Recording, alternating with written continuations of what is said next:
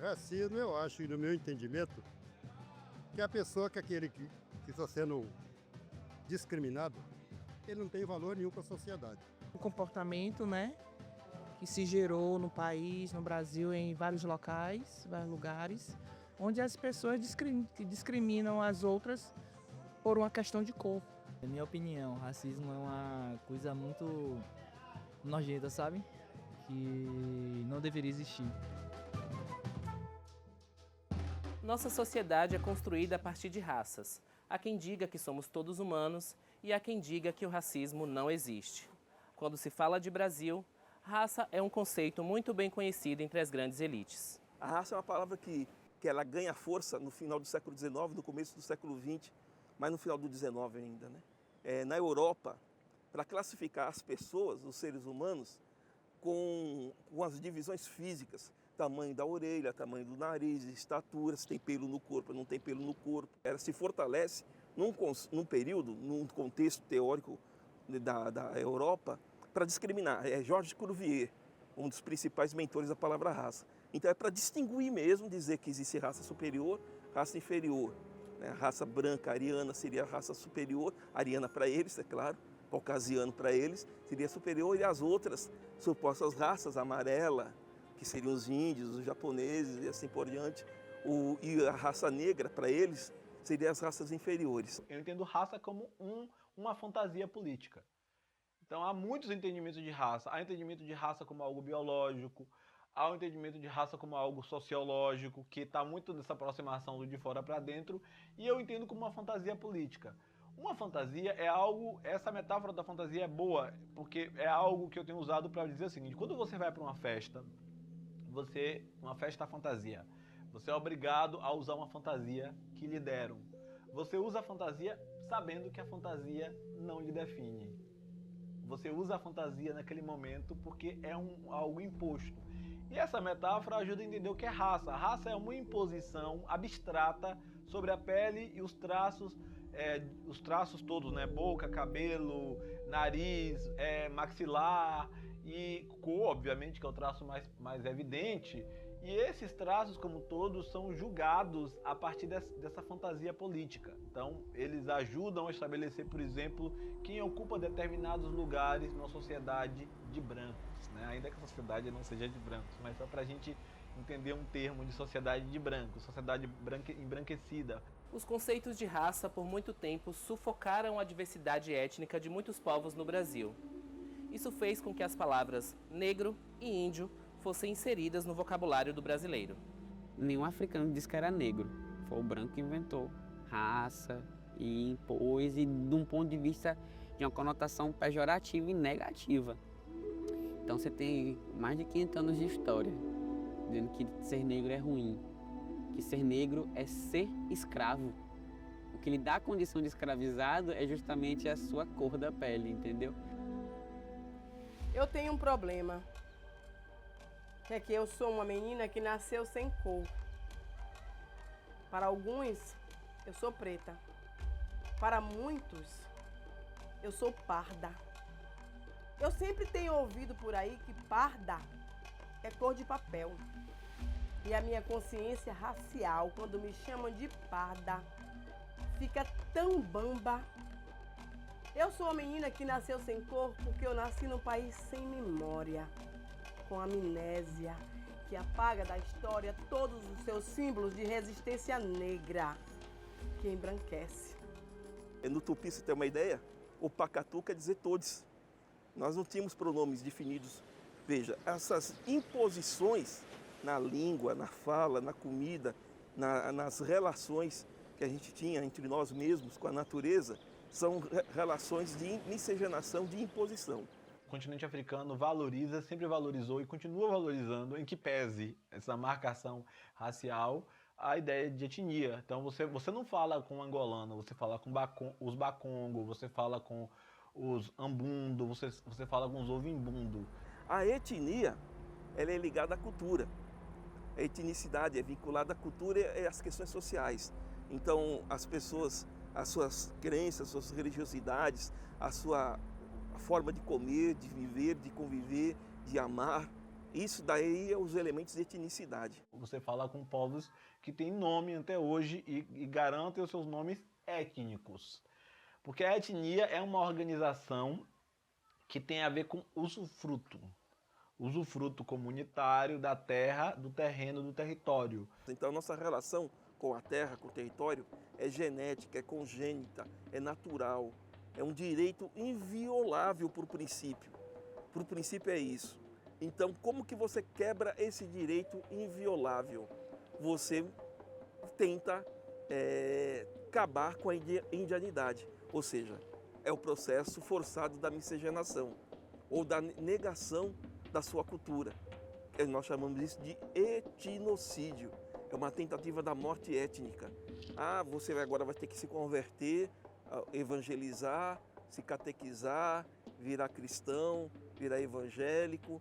Você se tornou evangélico, portanto você já não é mais indígena, então você não tem mais direito ao território. Você vai entrar numa universidade, você vai virar um cidadão, você vai ser absolvido pela sociedade envolvente. Então você vai deixar de ser indígena, portanto você perdeu o direito ao território. Isso se chama de etnocídio, uma tentativa. Que essas terras nos pertencem, pois matar e sanguentar o nosso pobre parente, pois matar e sanguentar o nosso pobre parente. O manto daqui da aldeia é de pena de Guará, o manto daqui da aldeia é de pena de Guará. Meu cola é de semente, meu coca macucuá, meu cola é de semente, meu coca macucuá. O manto daqui da aldeia é de pena de Guará, o manto daqui da aldeia é de pena de Guará. Meu cola é de semente, meu coca macucuá. Senhor presidente, devolva nossas terras, senhor presidente. Uma das argumentações de quem é contra a demarcação do território tupinambá é dizer: não são índios, são falsos índios. E por que são falsos índios? Porque eles não têm a aparência de índio. Eles não têm a aparência de índio, não têm a chamada cara de índio. O que é ter cara de índio? Existem certos padrões que são postos pela mídia e pelo livro didático.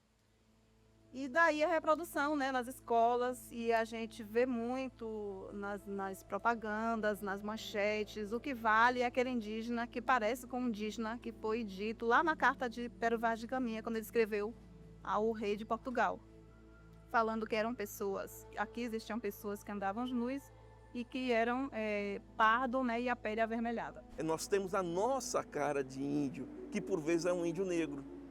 Por vezes é um afro-indígena, um indígena afro, ou um pindorâmico indígena. Se ele vive num coletivo indígena, se os troncos, que são os mais velhos, se as lideranças, os caciques, o coletivo, assumem ele como indígena, ele se autodeclara indígena, indígena ele é, indiferente da aparência ou da cor da pele. Esse é um princípio básico.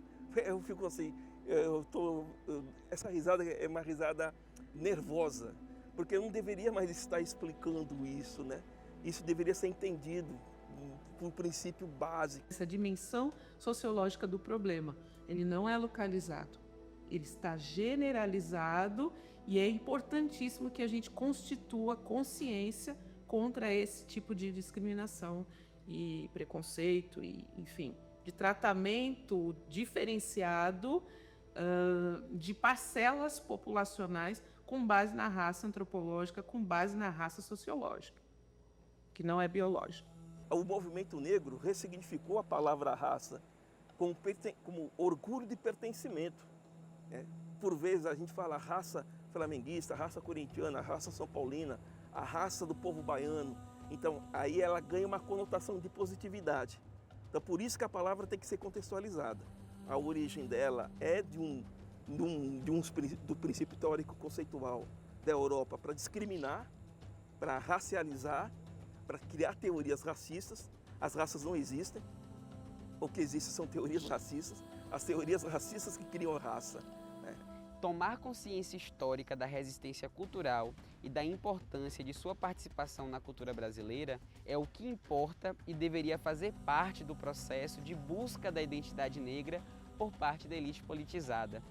Mas basear a busca e a construção de sua identidade na atualmente dita cultura negra é problemático, pois em nível do vivido, outros segmentos da população brasileira poderiam lançar mão da mesma cultura e nem todos os negros que no plano da retórica cantam a cultura negra a vivem exclusiva e separadamente dentro do contexto brasileiro, assim como não existem brancos vivendo exclusiva e separadamente dentro de uma cultura dita branca.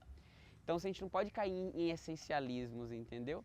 Está muito associada à sua prática mesmo, à sua conduta, à sua forma de perceber o mundo, às epistemologias que você movimenta. Por exemplo, eu sou professor, estou dentro de sala de aula. Meu público é negro, majoritariamente, porque eu sou professor de escola pública, né?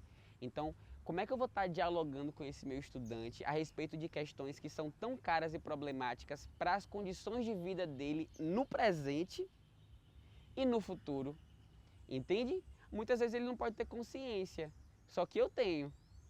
E aí eu preciso fazer minha consciência se mostrar na minha postura, entendeu? Por isso que não basta não ser racista, tem que ser antirracista. Então, o racismo está aí, ele não acabou. Na posse de corpos que nasceram para serem livres, na violação de ventres que nunca deveriam ter deixado de serem nossos. E não importa que para alguns eu seja a menina que nasceu sem cor, que falte melanina para minha pele ser retinta, que os meus traços não sejam tão marcados. O colorismo é uma política de embranquecimento do Estado que por muito tempo fez com que eu odiasse os traços genéticos do meu pai herdados. Me odiasse, me mutilasse, meu cabelo alisasse. Meninas pretas não brincam com bonecas pretas, mas faço questão de botar no meu texto que pretos e pretas estão se armando, se amando, porque me chamam por aí de parda, moreninha, mestiça, mulata, café com leite, marrom bombom. Por muito tempo eu fui a menina que nasceu sem cor. Mas um dia gritaram-me negra. E eu respondi